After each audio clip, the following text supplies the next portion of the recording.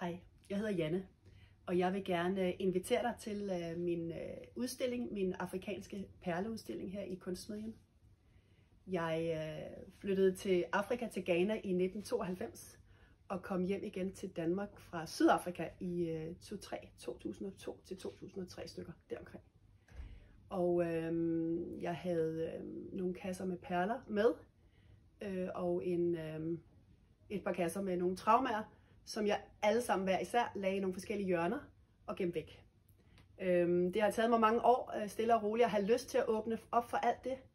Og i 2020 begyndte jeg både at kigge på alle de oplevelser, der lå i min bagage, men også at kigge på, hvad det var for nogle fantastiske perler, som jeg havde med, og som jeg ikke rigtig har haft overskud til at kigge på siden dengang. Min udstilling kalder jeg for Afrikansk kultur møder dansk natur. Og jeg vil glæde mig til at introducere den for dig. Perler og smykkerne generelt har en ældgammel historie. Op gennem tiden er smykker generelt blevet brugt i magiske sammenhænge for beskyttelse, frugtbarhed og helbredelse og kommunikation med ånder. Og generelt som udsmykning og for at signalere bedrifter i både kamp og kærlighed, rang, religion, politik og frem for alt status og velstand. Da jeg boede i Ghana, var jeg i starten af 20'erne, og perler blev lynhurtigt en lidenskabelig hobby, faktisk, som jeg fik, hvor jeg elskede at tage på markedet og købe alle de her farvestrålende ting. Så fandt jeg også ud af, at ved at skabe mine egne kontakter hos nogle af handelsmændene, så kunne jeg bestille, hvad det var for nogle ghanesiske perler, jeg gerne ville have. Og i dag, rigtig mange år senere, kan jeg godt se, at jeg har siddet som et stort ego med nogle store krav om, at når nu jeg har spurgt om 30 blå stykker og 40 grønne, og hvordan kan det så være, at jeg ikke får det, jeg har bedt om? Og de snakkede dengang om, det var noget med de der flasker, de skulle finde, og sådan noget. Det forstod jeg ikke helt. Men det fandt jeg så ud af, fordi lige inden jeg flyttede fra Ghana, var jeg rundt i landsbyerne og tage billeder af, hvordan alle perlerne var lavet. Det jeg fandt ud af, det var, at de glasperler, jeg købte, de blev lavet af scrap glass.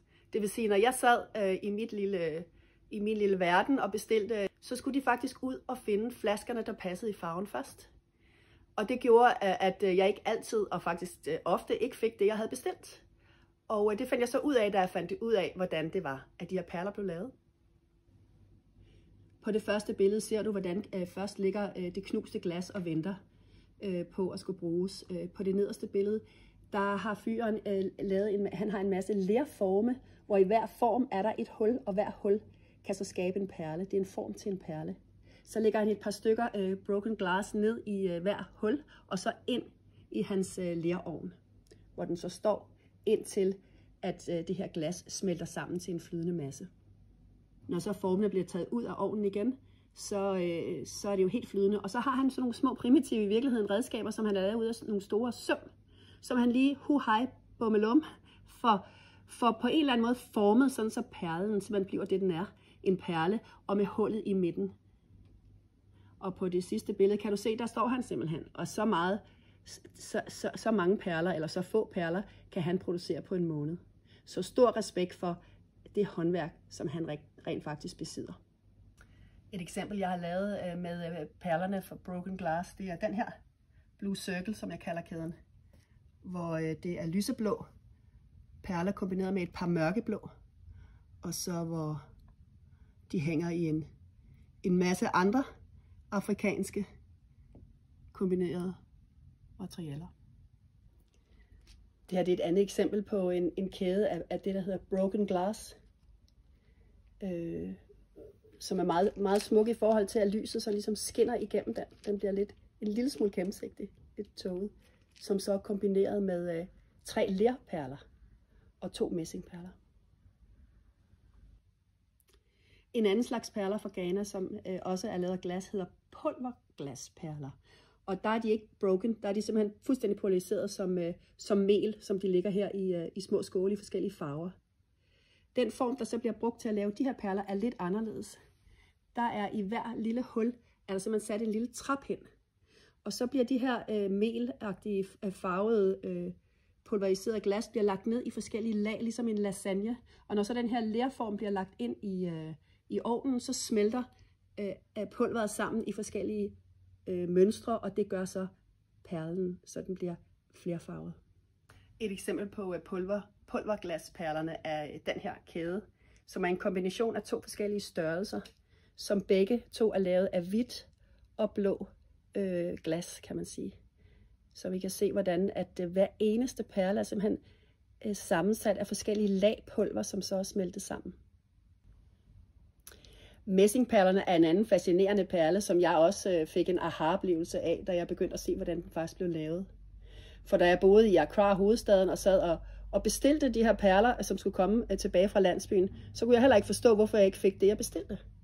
Hvor svært kan det være? Jeg skal jo bruge 40, så laver man vel en form, og så laver man vel 40 perler. Men sådan var det faktisk ikke. Fordi når man skal have 40 perler, så skal man lave 40 forme.